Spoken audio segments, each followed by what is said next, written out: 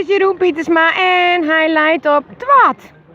Jazeker, en waar leidt ik alweer eerst? Dat wie Jan de Woord. Jan de Woord leidt op kop. Nou, dus de gebroeders Pietersma die nemen de leiding in deze rit.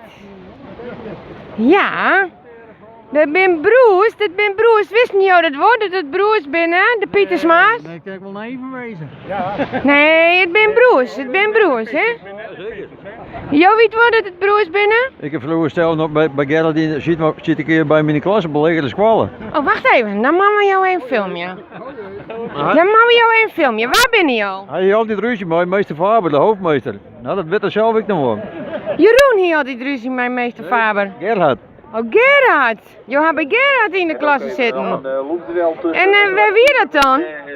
Ja, van Assosqual is het niet. Ja, dan is de net als. Oeh, blikje. En wat hier er dan bij hon? Maar die is inmiddels Nou, weet ik niet meer. Hij flet altijd van alles uit. En dan heeft hij. En even een afvraagje. Had je een lekker broodje? Op de nummer 2 en dat. Nee.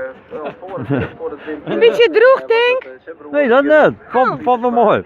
Maar je kunt het nou wel goed besjengeren op het Die dik. gaat het direct ook. Ik maak alles aan van de dokter. En dan is het. En ben je ooit naar orenwedstrijden geweest? Met een groot schoot. Jazeker. Achter het zeil op die dus. Welke wedstrijden ben je geweest dan? Hele huizen, ter henne. Hetzelfde doen we dan. Ga je mij net zien dan? Proberen de Nou, wat jammer. Nee, ik word even een slagetje genomen. Zit er goed uit. Oh, wacht even. Jij wil je dat nou hier zeggen? Ik word even een slagetje gekomen. Dat ziet er goed uit. Tegen dank. Dan maken we direct nog even tiara op. Zo, dat ken ik nog. Zal ik even de tiara op. Maar nou had ik jou jouw naam afvregen. Ja, ik doe het wel. Ik heb hem alleen nog net zo in. Waar ben je dan? Ik ben Tjebbe.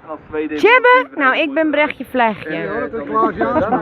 En tegen dank voor dit leuke gesprekje. Doe ik bedankt. Voor de inside information hoe Gerard Pietersma die waarschijnlijk joet als eerst hoe de finish gaat. Ja, dat ziet er goed uit voor hem. Nou, tegen dank.